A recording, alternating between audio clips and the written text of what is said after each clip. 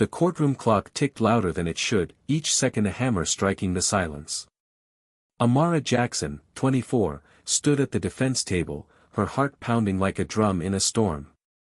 She wasn't here to lose, not today, not ever, but the judge's voice sliced through her resolve like a blade.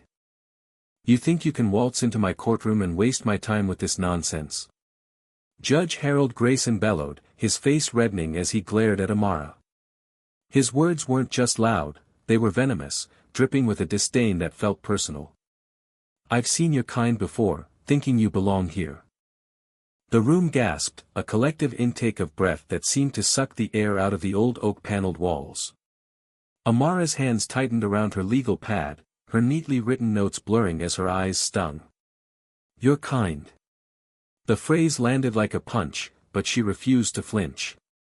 She was a third-year Harvard law intern, top of her class, hand-picked to assist on this case.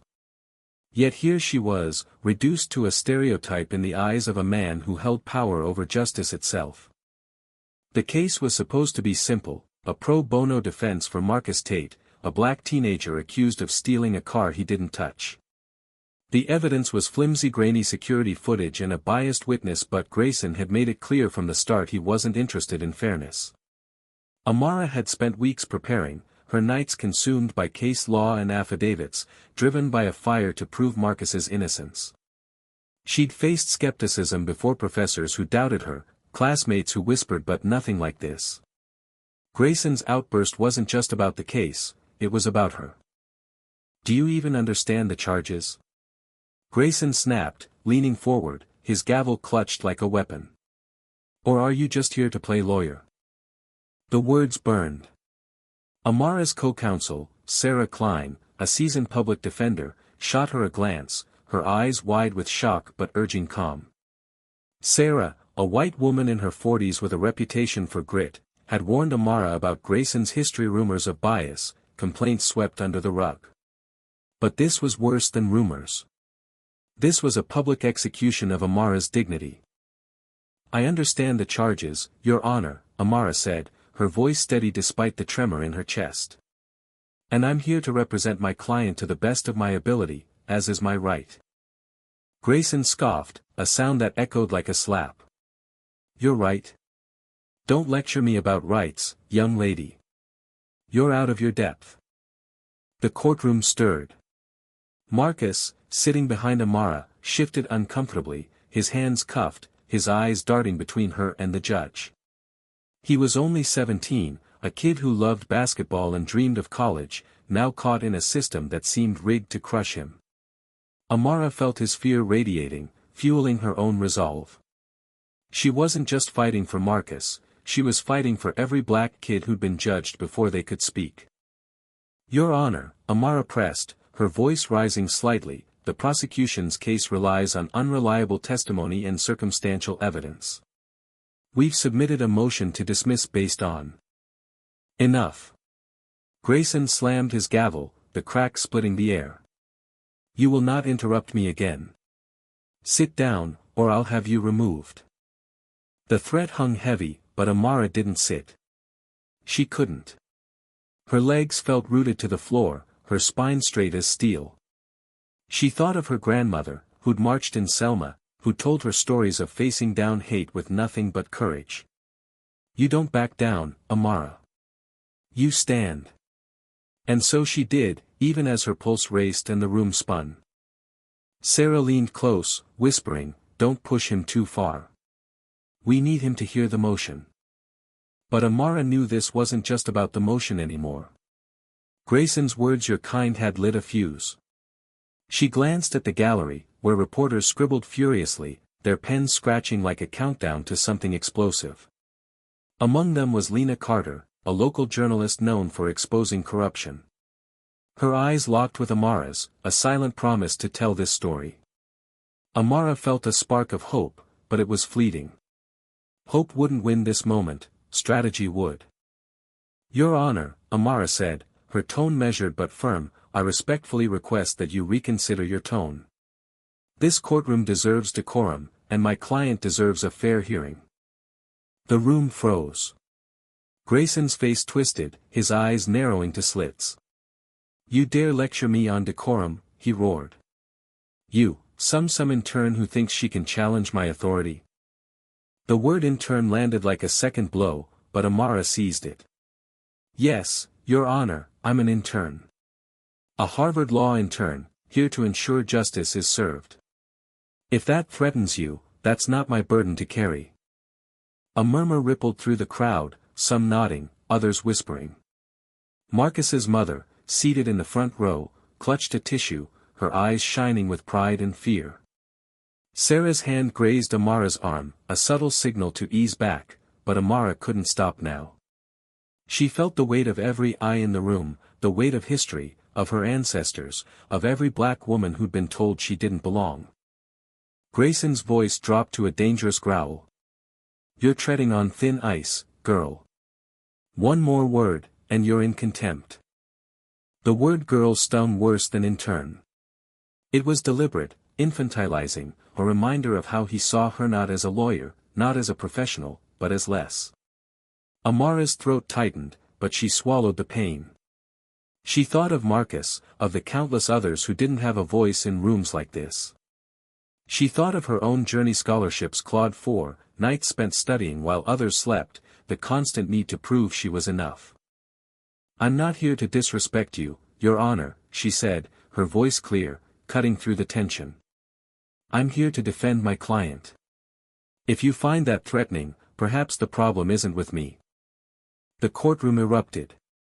Gasps, whispers, even a few claps broke the silence before Grayson's gavel slammed again, demanding order.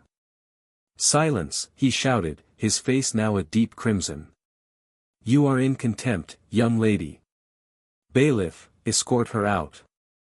The bailiff, a burly man with a conflicted expression, hesitated. Amara stood her ground, her eyes locked on Grayson's. She knew what this moment could cost her: her internship, her reputation, her future.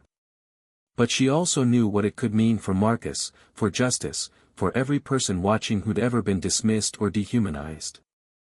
Your Honor, Sarah interjected, rising quickly, I request a recess to confer with my co-counsel. This is a misunderstanding that can be resolved. Grayson's gaze flicked to Sarah, then back to Amara, his jaw tight. 5 minutes, he snapped. But she's on a leash, Klein. Control your intern. The word stung again, but Amara didn't react. She followed Sarah to a corner of the courtroom, her heart still racing. Sarah's face was pale, but her eyes burned with determination. You're playing with fire, Amara, she whispered. But damn, you're good. We need to regroup fast. Amara nodded, her mind racing. She glanced at Marcus, who gave her a small, hopeful nod. She thought of Lena in the gallery, her pen still moving. This wasn't just a trial anymore, it was a reckoning.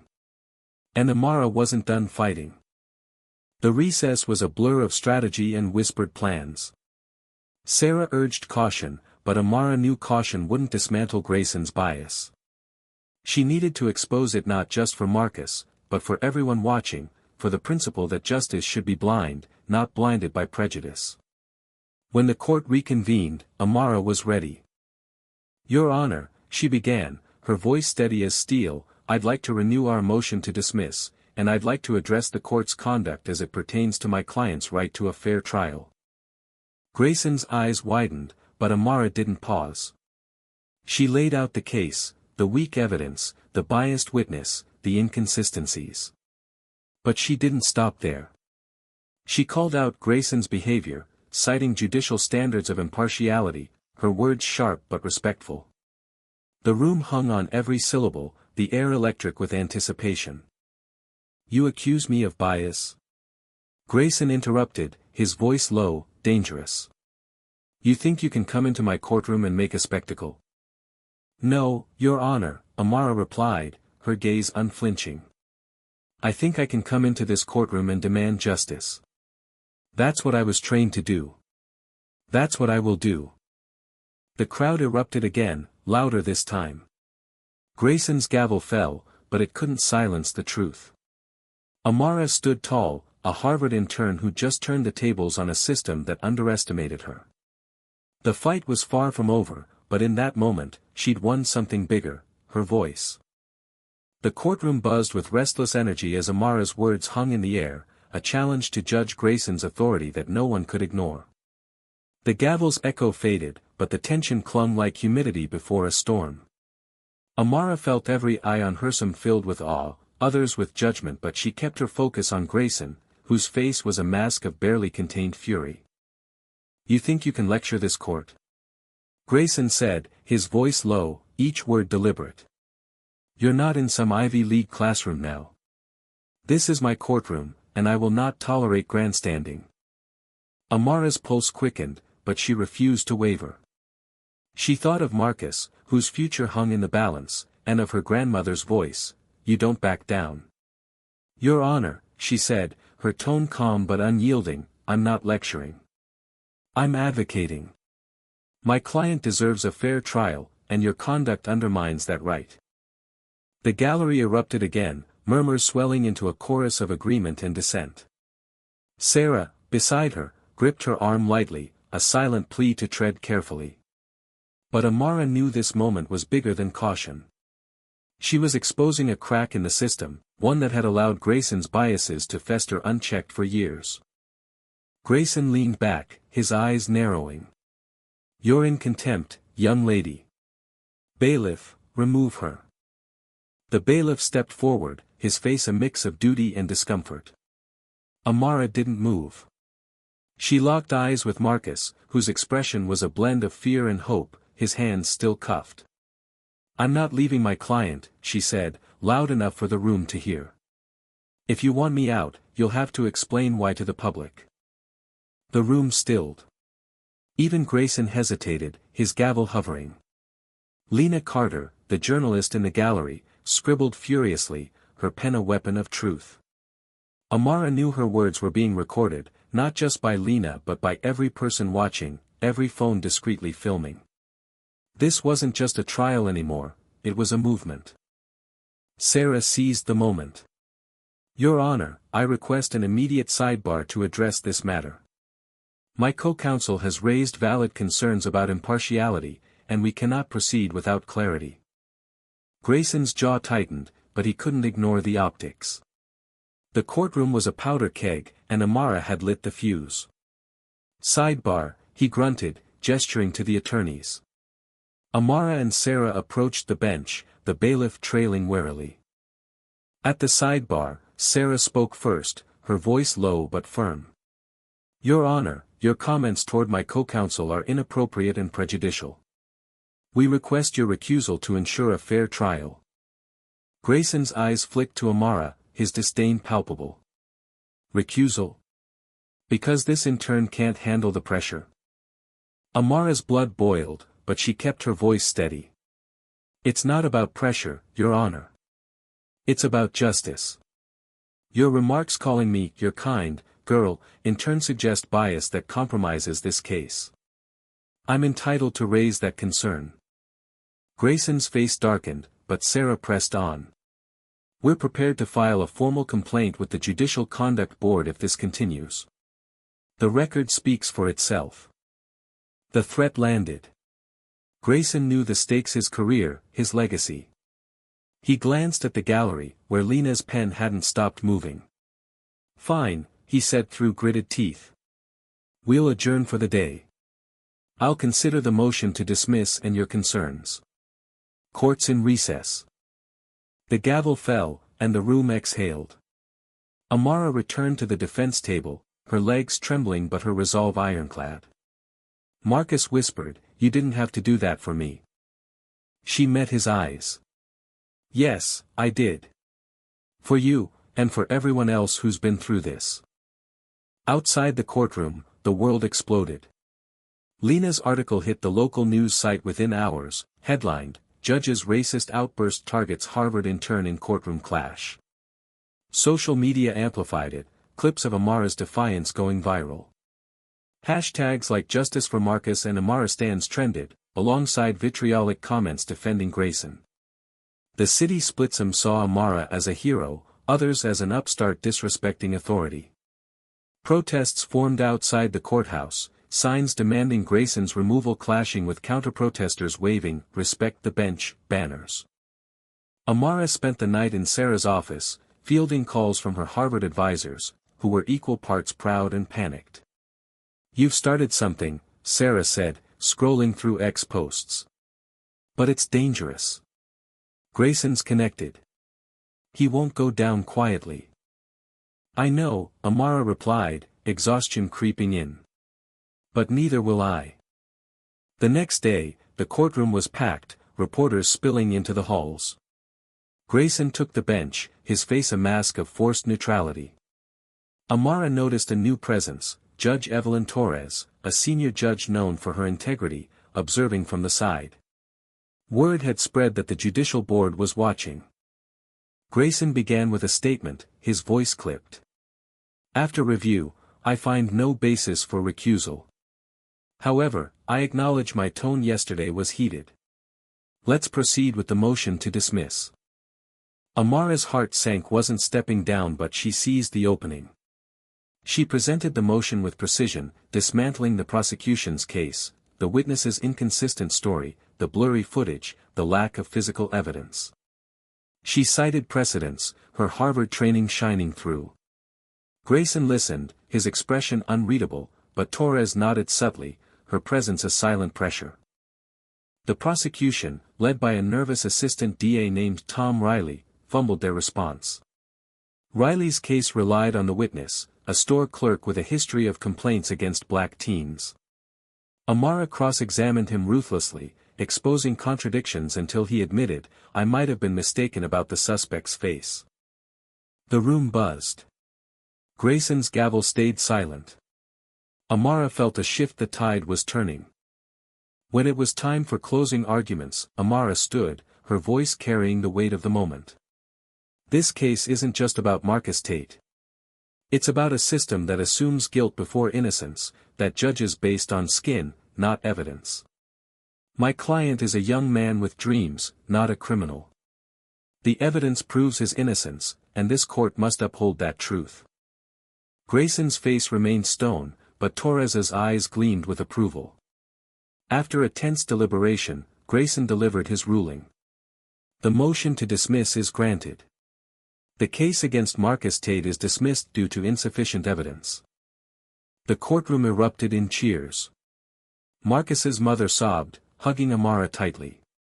Marcus, free from his cuffs, grinned, whispering, "You're a badass, Amara." But Amara wasn't done. She turned to Grayson. "Your Honor, I request a public record of your remarks yesterday be reviewed by the Judicial Board. Justice demands accountability, not just for my client, but for this courtroom." Grayson's eyes flashed, but Torres stood, her voice cutting through. "The board will review all proceedings, Ms. Jackson. Your request is noted." The aftermath was seismic. Grayson retired under pressure within weeks, his legacy tarnished. Lena's articles sparked Pre-Giant, and Amara became a local hero, though she shunned the spotlight. She returned to Harvard, graduating with honors, her story inspiring law students nationwide. Marcus enrolled in college, his dreams intact. Amara's stand sparked a citywide debate on race and justice, with X posts raging for months. Some called her a troublemaker, others, a beacon of change. What do you think? Where does justice lie in this clash of truth and power? Share your voice, because this fight belongs to us all.